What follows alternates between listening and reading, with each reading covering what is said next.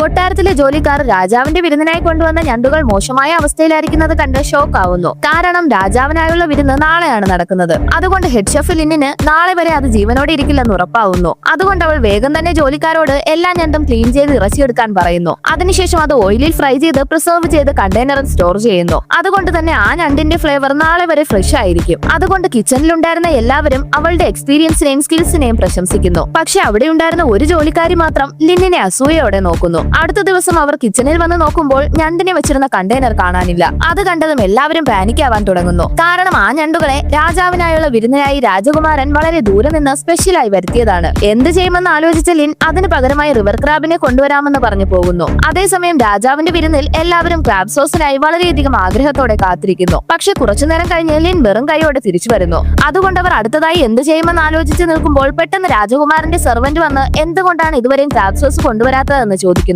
അപ്പോൾ ആ അസൂയാലുവായ ജോലിക്കാരി മറ്റൊന്നും ആലോചിക്കാതെ നടന്ന കാര്യങ്ങൾ പറയുന്നു. ഉടനെ സെർവന്റ് വന്നത് രാജകുമാരനോട് പറയുമ്പോൾ അത് കേട്ട് അദ്ദേഹം പാനിക് ആവുന്നു. അതേസമയം എന്തോ പ്രശ്നമുണ്ടെന്ന് മനസ്സിലാക്കിയ രാജാവ് രാജകുമാരനോട് ചോദിക്കാൻ തുടങ്ങുന്നു. ഭാഗ്യത്തിന് കറക്റ്റ് ടൈമിൽ ലിന്നും ജോലിക്കാരും ക്രാബ് സോസുമായി അവിടേക്ക് വരുന്നു. പക്ഷേ ഓൾറെഡി പകുതി വിരുന്ന് കഴിഞ്ഞതുകൊണ്ട് എന്താണ് ഇത്ര ലേറ്റ് ആയതെന്ന് രാജാവ് ചോദിക്കുന്നു. അപ്പോൾ ലിൻ ആദ്യം അത് ടേസ്റ്റ് ചെയ്ത് നോക്കാൻ പറയുന്നു. നോക്കുമ്പോൾ അത് വായിൽ വെച്ചതും അവിടെ ഉണ്ടായിരുന്ന എല്ലാവരും അതിന്റെ ടേസ്റ്റിൽ മയങ്ങിയിരിക്കുന്നു. പക്ഷെ എല്ലാം നല്ല രീതിയിൽ പോയിക്കൊണ്ടിരിക്കുമ്പോൾ പെട്ടെന്ന് ഒരു മന്ത്രി മാത്രം ഇത് റിയൽ ഞണ്ടല്ലെന്ന് പറയുന്നു. കാരണം അദ്ദേഹം ഞണ്ടുകൾക്ക് പേര് കേട്ടൊരു നാട്ടിൽ നിന്നാണ് വന്നിരിക്കുന്നത്. ഉടനെ രാജാവ് ലിന്നിനോട് അദ്ദേഹം പറഞ്ഞത് സത്യമാണോ എന്ന് ചോദിക്കുന്നു. പക്ഷെ ഈ ജോലിക്കാരി ആ ഡിഷ് ചെയ്തപ്പോൾ ലിൻ ആരെയും അകത്തേക്ക് കയറ്റിയില്ലെന്ന് പറയുന്നു. അത് കേട്ടതും അവിടെ ഉണ്ടായിരുന്ന എല്ലാവർക്കും ലിന്നിനെ സംശയം തോന്നുന്നു. അതിനുശേഷമാണ് മനസ്സിലാവുന്നത് ലിൻ ഞണ്ടിന്റെ ഇറച്ചിക്ക് പകരം മുട്ടയുടെ മഞ്ഞയാണ് യൂസ് ചെയ്തിരിക്കുന്നത്. അതുകൊണ്ട് രാജാവ് പോലും അവളാണ് ഞണ്ടിന്റെ ഇറച്ചി മോഷ്ടിച്ചതെന്ന് വിചാരിക്കുന്നു. അപ്പോൾ ലിൻ അത് രാജാവിന് വേണ്ടി ചെയ്തതാണെന്ന് പറയുന്നു. ആക്ച്വലി അവൾ റിവർ ക്രാബ്സിനെ അന്വേഷിച്ചു പോകുമ്പോൾ രാജാവിന്റെ അനുയായികൾ 2 ദിവസമായി അദ്ദേഹത്തിന് വയറിന് സുഖമില്ലെന്ന് സംസാരിച്ചുകൊണ്ട് നിൽക്കുന്നു.